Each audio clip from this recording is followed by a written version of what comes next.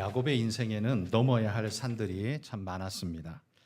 장자권을 향한 욕심의 산을 넘어야 되고, 라반 같은 여우의 산을 넘어야 하고, 에서라는 호랑이 같은 산을 넘어야만 했었습니다. 오히려 그 중에 장자권을 획득하는 데까지가 어찌 보면 가장 쉬웠는지도 모르겠습니다. 팥죽 한 그릇에 끝나버렸으니까요. 별로 노력도 별로 필요도 없었고 시간도 많이 걸리지 않았습니다. 그런데 장자권, 하늘의 축복을 자기에게 뿌리 내리게 하는 데까지는 엄청난 많은 시간과 노력이 필요했습니다. 이로보건대 축복이라는 건 그냥 받는 것에서 멈추는 것이 아니라 뿌리 내리게 하는 것까지가 그게 바로 진정한 축복이다라는 걸 우리가 알 수 있습니다. 받은 축복이 내 삶에 잘 안착할 수 있도록 그걸 잘 받아들이고 순종하는 것이야말로 무엇보다 중요하다는 말이죠. 거기에 바로 우리의 순종과 노력이 사용되어진다 할 것입니다. 오늘 본문은 야곱의 인생에서 가장 큰 산 앞에 직면한 이야기입니다. 약복강에서 죽기 살기로 매달려서 축복을 강청했던 이유도 바로 에서 때문이었습니다. 에서의 문제 역시 야곱의 방식으로 매달려서 얻어보려고 그는 약복강에서 씨름에 씨름을 더한 거였죠. 그가 할 수 있는 것은 그것뿐이었습니다. 그가 아는 방식도 그것밖에 없었습니다. 때를 써서 얻어내는 거죠. 그러나 하나님께서 그에게 주신 답은 환도뼈 위골이라는 답을 그에게 주셨습니다. 이건 그가 생각지도 못했던 결과였습니다. 강청하면 얻을 줄 알았는데 오히려 이렇게 환도뼈가 위골되고 쩔룩거리게 될 줄은 상상도 못했다라는 이야기죠. 하나님은 왜 답을 구하는 야곱에게 환도뼈 위골이라는 처방을 내리신 걸까요? 복을 달랬더니만 야곱에게 지금 화를 주는 것 같은 그런 모양새 아닙니까? 그러나 그건 하나님이 주신 야곱에게 주신 정답이었습니다. 야곱에게 주신 이 환도뼈 위골이라는 처방은 야곱이 도망갈 수 있는 모든 구멍을 하나님이 막아버리고 이 문제 앞에 진심으로 진실되게 네가 직면하라 라는 하나님의 명령과도 같은 것이었습니다. 마치 이런 것이죠. 야곱아, 네가 진짜 이 문제 해결받기를 원하느냐? 하나님 꼭 해결해 주셔야 됩니다. 안 그럼 나 죽습니다. 그래 진짜 이거 해결받기 원하느냐? 그럼 내가 답을 주마. 그러고 주신 것이 환도뼈 위골이라는 말입니다. 그건 꼼수 쓰지 말고 정직하게 인생의 문제, 에서를 만나라는 하나님의 명령일 것입니다. 야곱은 너무나 머리가 좋고 약삭빨라서요. 조금만 여유를 주면 그는 수만 가지의 토끼굴을 만들어내는, 파내는 그런 존재의 사람이었습니다. 그래서 하나님은 환도뼈 위골이라는 방식으로 토끼굴을 더 이상 팔 수 없도록 하나님이 손발을 묶어버리신 거죠. 야곱이라는 사람은요, 땅의 길이 막혀야만 하늘을 보는 자이거든요. 그래서 하나님이 땅의 모든 길을 막아버리는 것, 그게 바로 환도뼈를 위골시키는 처방이었습니다. 하나님의 이 처방으로 인해서 야곱은 변화되게 됩니다. 오늘 33장은 그의 변화를 우리에게 소개해 줍니다. 어떤 변화가 있을까요? 세 가지의 변화를 우리에게 오늘 이야기해 주고 있습니다. 첫 번째 변화는요, 오늘 본문 3절에 한번 보시면 3절이 이렇게 시작합니다. 자기는 그들 앞에 나아가되, 이렇게 말합니다. 자기는 그들 앞에 나아가되. 여러분, 환도뼈가 위골되기 전에 야곱의 계획이 뭐였는지 아십니까? 에서를 만날 때 야곱의 계획은 딴 게 아니었습니다. 자기 앞서서 사자들을 보내고 가축들을 보내고 자식들을 보내고 자기 앞에 다 보내는 거였습니다. 자기가 앞서는 게 아닙니다. 앞에 바리케이트를 치되 가축으로 치고 처자로 치고 종들로 치고 해서 혹시라도 분이 안 풀린 에서가 막 공격을 하면 자기는 그 틈에 도망가고자 시간 벌려고 자식이라도 처자라도 다 제물로 앞에다가 내세운 게 그게 야곱의 계획이었어요. 그게 32장에 보면 나오거든요. 그게 32장의 계획인데 33장, 그러니까 환도뼈가 위골되고 난 다음에 시작하는 33장에서는 그가 지금 그들 앞에 나서고 있다는 사실이 놀라운 것 아닙니까? 바로 약복강이 그를 그렇게 바꿨다는 겁니다. 자신이 이제는 그들 앞에 나가야 되겠다라는 생각을 했다는 말이죠. 이건 그의 계획대로 해석해 보자면, 내가 제일 먼저 맞아야 된다면 내가 먼저 칼을 맞겠습니다. 그 이야기지 않습니까? 여러분, 이건 야곱 같지 않은 결정 아닙니까? 이건 야곱에게서 보이지 않던 되게 어색한 결론입니다. 어쩌다가 야곱이 이렇게 바뀌었을까요? 아마도 환도뼈가 위골된 후로 그는 도망칠 수조차 없는 존재가 되었다는 사실을 깨달았을 겁니다. 쩔룩쩔룩거리면서 얼만큼 갈 수 있겠습니까? 도망을 간다고 한들 그 말 타고 쫓아오는 에서를, 그 400명의 군대를, 그걸 따돌리고 도망갈 방법이 그에게 있겠습니까? 이렇게 쩔룩거리면서 어디까지 갈 수 있을까요? 야곱은 아무리 생각해봐도 이제 그 방법은 자기 방법이 아닌 거예요. 도망이라는 그 방법이 하나님께서 꺾어버린 환도뼈로 말미암아 그 방법 못 쓰도록 하나님이 만들어버린 겁니다. 그러면 내가 어떤 방법을 써야 할까? 다른 게 없었습니다. 그저 정면 돌파하는 겁니다. 에서 앞에 나아가서 사죄하고 그와 화해하고 그를 직면하는 겁니다. 어찌 보면 환도뼈 위골은 하나님께서 야곱에게, 야곱아, 너 더 이상 이제는 도망가지 말고 에서에게 직접 나가서 네 문제를 해결해라. 사죄하고 용서를 구하고 그의 용서를 얻으라 라는 하나님의 명령인지 모르겠다는 거죠. 그래서 야곱도 생각이 이제 바뀐 겁니다. 문제를 더 이상 예전처럼 비껴갈 수 있는 방법이 없거든요. 문제를 직면해야 됩니다. 문제를 다른 걸로 대체할 수가 없습니다. 정직하게 그 문제 앞에 서는 방법밖에 없습니다. 여러분, 오늘 우리의 모습도 어떻습니까? 야곱처럼, 지극한 야곱처럼 꼼수 부리면서 다른 방법을 취하고 도망가고 숨고 다른 것 앞세우는 모습이 여러분 혹시 우리의 모습 아닙니까? 예수 믿은 지는 수십 년인데 여전히 내 모습은 야곱같이 살고 있지 않느냐라는 겁니다. 여러분, 하나님이 그를 쓰신다라는 말은 그가 무슨 방법 무슨 짓을 해도 괜찮다는 말은 절대로 아닙니다. 오해하시면 안 됩니다. 하나님은 야곱이 비열하게 형의 장자권을 빼앗을 때 그걸 보면서 야, 너 말씀대로 사는구나, 그렇게 생각하지 않으셨습니다. 오히려 아마 저는 이렇게 생각하셨을 것 같아요. 야곱아, 내가 그 방법을 원할 것 같으냐? 아마 그렇게 말씀하지 않았을까 싶습니다. 야곱이 영적 장자가 된 것은 에서에게서 팥죽 한 그릇의 장자권을 샀기 때문이 아닙니다. 우리는 그냥 통상적으로 쉽게 팥죽 한 그릇의 장자권을 샀다라고 그냥 표현을 합니다. 야곱이 형에게서 그 다짐을 받아내는 건 팥죽 한 그릇으로 가능했지만 진짜 장자권이 팥죽 한 그릇에 팔리겠습니까? 바로 팥죽을 팔던 그 시간에 팔린 게 아닙니다. 언제 팔렸습니까? 그가 태중에 있을 때 이미 하나님은 계획하셨습니다. 그러니까 장자권은 팥죽에 팔린 게 아니에요. 원래 하나님의 계획이었던 거예요. 지금 그 꼼수를 자기 욕심에 의해서 팥죽이라는 방법을 통해서 야곱이 그 꼼수를 쓰고 있는 것일 뿐입니다. 여러분, 진정한 축복은요, 꼼수로 얻어지는 게 절대 아닙니다. 얻어보려고 최선을 다했다고 해서 여러분 얻어지는 게 아니에요. 라반의 집에서 그 라반과 계약을 맺을 때 어떻게 했습니까? 네가 공으로 일할 수는, 네가 공으로 일할 수는 없고 네 품삯을 네가 한번 정해봐라 라고 했을 때 라반이 얼마나 간악한 사람입니까? 그러니까 이게 금액을 높이 치면 받아주질 리가 없고 가장 낮은 값을 그가 불렀습니다. 그게 뭐냐면 이 양떼가 새끼를 낳을 때 얼룩덜룩한 거, 이런 거, 얼룩진 거, 이런 건 내 거. 온전한 거는 하얗거나 까맣거나 이 온전한 건 당신 거. 근데 얼룩덜룩한 게 별로 안 나온단 말이에요. 그 라반이 딱 들어보니까 아이고, 이거 땡 잡았네. 저놈 저 바보 아니야? 양친다는 놈이 그것도 몰라? 그리고는 얼른 계약을 해버린 거예요. 그래, 얼룩덜룩한 건 너 해. 나머진 내 거. 이거는 정말 라반이 볼 때 계약을 기똥차게 잘한 거거든요. 근데 놀랍게도 그때부터 야곱이 무슨 짓을 합니까? 뭐 신풍나무, 살구나무, 물가에다가 막 나무 박아놓고 껍데기 벗겨가지고 얼룩덜룩하게 만들어 놓고 그걸 보게 해가지고 거기서 새끼를 베면 얼룩덜룩한 게 나온다.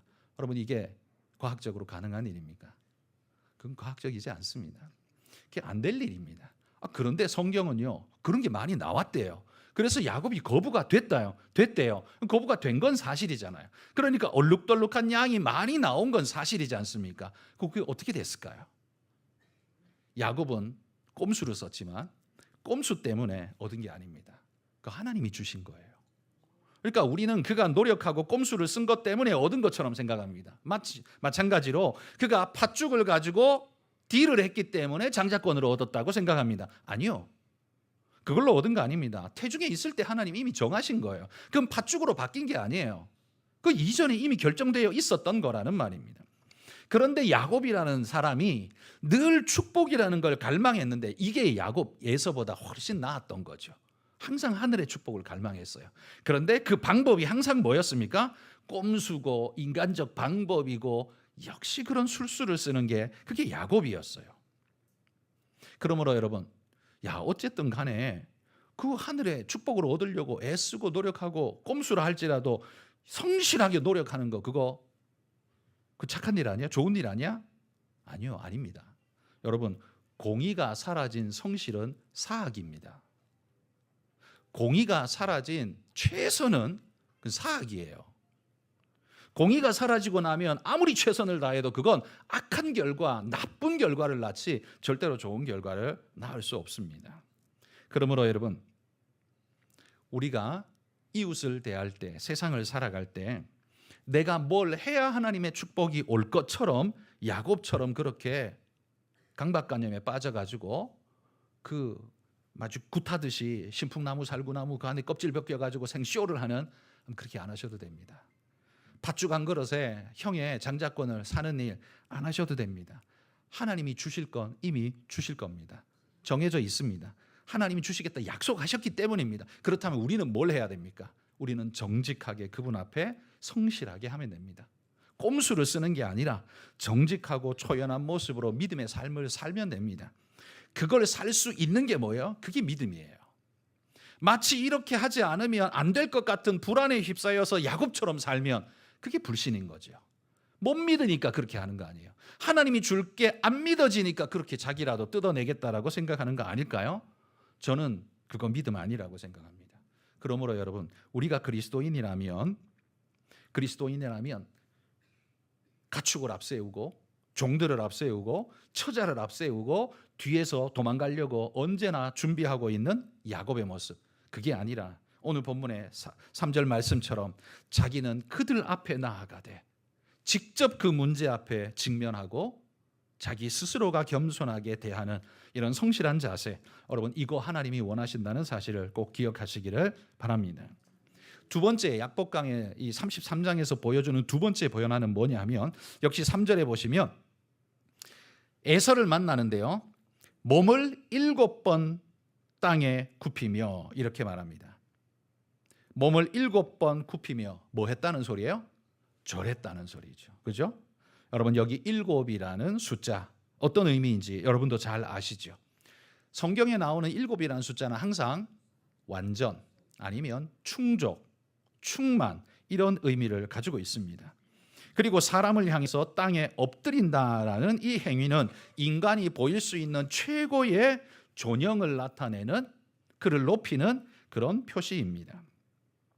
이제까지 야곱은요, 에서를 어떻게 생각했냐면 언제나 경쟁에서 싸워서 이겨야 할 존재로 생각했습니다. 그래서 형이 사냥하고 돌아와서 허기진 상태로 배고파서 헐레벌떡할 때, 그때 요때가 바로 에서를 내가 잡아먹을 시간이다 라고 생각하고 그 기회에 팥죽을 팔아먹었잖아요. 만약에 그가 에서를 경쟁자가 아니라 그냥 가족, 나의 형이라고 생각했다면 그 시간에 뭘 해야 옳은 겁니까? 사냥하느라고 수고했지, 빨리 와서 이거 먹어 하고 그냥 줘야 되는 거 아닌가요? 그게 가족 아닌가요? 그게 동생이 해야 될 일이죠. 그런데 야곱은 에서를 가족으로 본 게 아닙니다. 물리쳐야 할 경쟁자로 항상 봤다는 거죠. 그런데 약복강을 건넌 후에 이 야곱이 바뀌었습니다. 경쟁자의 시선을 이제 포기했다는 거죠. 자신은 에서와 그의 종 400명을 감당할 능력이 없다는 사실을 쩔룩거리면서 너무나 절감하고 있는 거예요. 그래서 그 앞에 엎드려서 절하고 있습니다. 그것도 7번이나 절하고 있습니다. 여러분, 한번 상상해 보십시오. 환도뼈가 위골된 자가 절을 할 때 어떻게 절을 할까요? 이게 절하기가 쉬웠을까요? 이게 다리 굽히는 게 여기가 지금 부러져 있는 상태인데 이걸 굽히는 건 굉장한 통증을 유발하지 않을까요? 그러면 굉장히 엉거주춤한 상태로 억지로 엎드리고 한 번 하는 것도 힘들어 죽겠는데 그걸 7번 하고 있는 그 모습, 이게 어떤 걸 의미할까요? 또 그런 모습을 말 타고 오면서 400명의 군사를 데리고 오면서 계속해서 저기 앞에서 허우적거리면서 절하고 있는, 막 저게 뭐야, 왜 저래, 그럴 만큼 그렇게 어렵게 절하고 있는 이 야곱을 보면서 에서는 어떤 마음이었을까요? 아마 그때 에서의 마음이 다 녹아내렸는지도 모르겠습니다. 여러분, 야곱은요, 자신이 얻은 모든 축복의 산물을 에서에게 다 돌려주겠다라고 이야기합니다. 그가 장자권을 얻기 위해서 꼼수를 그렇게도 쓰던 것과 비교해 보자면 그가 그 축복을 얻었기에 이만한 걸 얻었을 거 아닙니까? 그런데 이걸 다 돌려준다는 건 어떤 의미입니까? 축복권을 돌려준다는 소리처럼 보이지 않을까요? 야곱의 마음에는 그렇게 느껴지지 않을까요? 야곱이 이렇게까지 자신이 얻은 재물과 가축을 돌려줘 버리고 나면 자신은 장자권의 축복이 없어진 존재처럼 생각할 수 있을 겁니다. 이게 바로 우리가 보편적으로 생각할 수 있는 생각인데요. 그러나 진정한 축복은 빼앗아서 얻을 수 없다라고 제가 말씀을 드렸습니다. 그렇다면 반대로 물리적인 이 자신의 가축과 여러 가지 선물을 준다고 해서 하늘의 축복이 빼앗겨지는 것은 절대로 아닙니다. 하늘의 축복은요, 그런 식으로 얻어지거나 그런 식으로 뺏기는 게 아닙니다. 만약에 그런 식으로 얻어질 수 있다면 야곱보다 징기스칸이 훨씬 더 하늘의 축복받은 자 아닌가요? 어마어마한 땅, 해가 지지 않을 만큼 넓은 땅을 차지한 징기스칸, 알렉산더, 나폴레옹, 오히려 이런 사람들이 야곱보다 훨씬 더 하늘의 축복받은 거 아닌가요? 물리적 축복이 하늘의 축복이라고 계산한다면 말이죠. 그러나 그들은 이 나폴레옹이나 이런 사람들 하늘의 축복과는 거리가 먼 사람입니다. 땅의 축복은 엄청나게 받았지만 하늘 축복과는 상관없습니다. 그러므로 여러분, 야곱은 지금 그가 자신의 재산에 얼만큼을 준지 모르지만 아마도 제가 생각할 때 적어도 절반은 줬을 것 같아요. 그가 계산해 놓은 거 보면 엄청나게 많거든요. 야곱은요, 그가 지금 주고 있는 건 자신의 장자권 축복을 주고 있는 게 아니라 사실은 축복으로 말미암아 주어진 축복의 껍데기를 주고 있는 겁니다. 하나님의 축복은 누가 준다고 해서 주어지고 이리 왔다 저리 갔다 할 수 있는 게 아니죠. 하나님이 바꾸지 않는 한 그거 안 바뀌는 겁니다. 그렇다면 야곱이 물건 좀 준다고 가축 좀 준다고 축복이 바뀌는 건 아니라는 말이죠. 그러므로 성도 여러분, 우리는 세상과 축복의 껍데기 싸움을 죽도록 해서는 안 됩니다. 그건 축복 자체가 아니고 축복의 껍데기이기 때문입니다. 그건 좀 뺏겨도, 그건 좀 잃어도 하늘의 축복은 절대로 이루어지지 않습니다. 내가 그 사람에게 뭘 좀 뺏기든지 혹은 나보다 그 사람이 돈을 더 많이 벌든지 그게 되게 불편하게 보이고 하나님 나를 축복하셔야지 왜 쟤를 축복하신 겁니까? 라고 말할지 모르지만 여러분, 그건 축복 아니에요. 그건 축복의 껍데기예요. 진짜 축복은 하나님이 따로 마련하셨습니다. 그러므로 여러분, 물질이나 직위나 다른 어떤 물리적으로 눈에 보이는 어떤 것들, 여러분 그게 하늘의 복인 것처럼 생각하지 마십시오. 그게 복이 될 수도 있고 아닐 수도 있습니다. 그걸 나눠주고 베푼다고 해서 내게서 축복이 사라지는 거 절대로 아닙니다. 그건 축복의 껍데기를 나누는 것이기 때문에 그거는 우리가 얼마든지 해야 할 일이라고 생각합니다. 만약 그것이 축복이라면, 그 가축이 축복이라면, 얻은 열매, 모은 돈, 그게 축복, 하늘 축복에 그게 정말 그게 전부라면 예수님이 말씀하실 때 오리를 가자고 하면 심리를 가주라, 겉옷을 달라고 하면 속옷까지 줘라, 그러면 축복을 다 내주라는 소리가 되는 거 아닌가요? 주님의 말씀이 그렇게 들리지 않나요? 근데 그게 아니라는 거죠. 그 오리를 가자고 할 때 심리를 가주는 거, 겉옷을 달라고 할 때 속옷까지 주는 거, 그건 축복하고는, 하늘 축복하고는 상관없습니다. 오히려 그렇게 함으로써 하늘 축복을 받은 자의 아름다움을 나타낼 수 있기 때문에 예수님이 그렇게 하라고 말하는 거예요. 그 껍데기를 주고 네가 진짜 하늘 사람이라는 걸 보여줘라라고 말씀하고 있다라는 이야기입니다. 그러므로 성도 여러분, 우리가 하늘 축복의 사람이라면 이웃들에게 너그럽고 사랑을 나누는 그런 믿음의 그런 일꾼들이 되시기를 축복합니다. 내가 가진 것을 자랑 삼고 뻐기고 갑질하는 거, 그건 정말 수치스러운 일 아닌가요? 그게 축복이 아니에요. 그건 축복의 껍데기들인데 그 껍데기 가지고 큰 소리 치는 건 그만큼 바보라는 소리죠. 알맹이를 가져야죠. 그러므로 여러분, 우리는 그런 껍데기 들고 큰 소리 치는 자가 아니라 진짜 알맹이를 추구할 수 있는 믿음의 일꾼, 그 소망자가 되시기를 축복합니다. 세 번째, 에서의 변화는 4절에 나옵니다. 4절에 보면 에서가 달려와서 그를 맞이하여 안고 목을 맞추어 그와 입을 맞추고 우니라, 이렇게 말합니다. 자, 여기 하나님이 주시는 진정한 변화를 우리에게 보여주고 있습니다.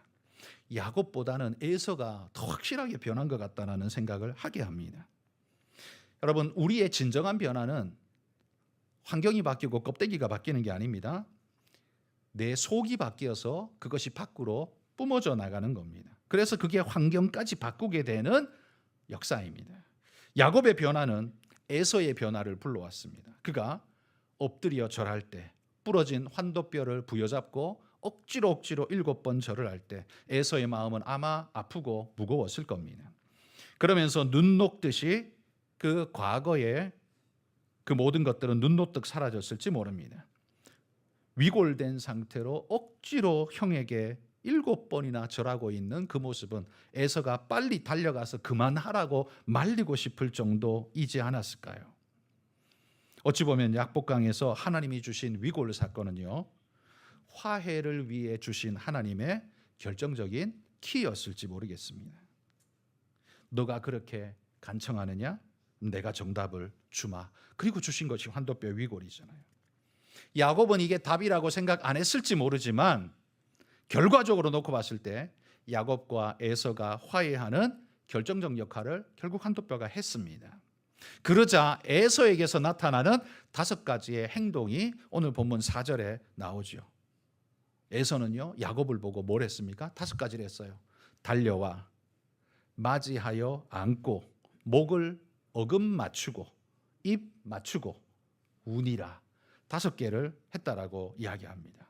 그러니까 이 5가지는요, 에서가 야곱을 향해 가지고 있었던 마음이었습니다. 어떤 마음이에요? 진심으로 용서하는 마음. 이게 진심이 아니면 이렇게 안 나오잖아요. 그죠? 진심이 아니면 이렇게 못할 거예요. 우리는 에서의 행동 자체에서 에서가 진심으로 야곱을 용서했다는 걸 느낄 수 있습니다. 물론 야곱은요, 에서를 다 믿지는 못했습니다. 그래서 형이 같이 가자 그럴 때 먼저 가세요. 마음 바뀌어가지고 언제 칼 휘둘지 모르니까 먼저 가세요. 나는 천천히 애들 데리고 가축 데리고 천천히 따라갈게요. 그리고는 딴 데로 갔잖아요. 그거 보면 야곱은 아직도 에서를 제대로 믿지는 못했어요. 그런데 에서가 지금 보여주고 있는 모습은 진심으로 야곱을 용서한 것 같습니다.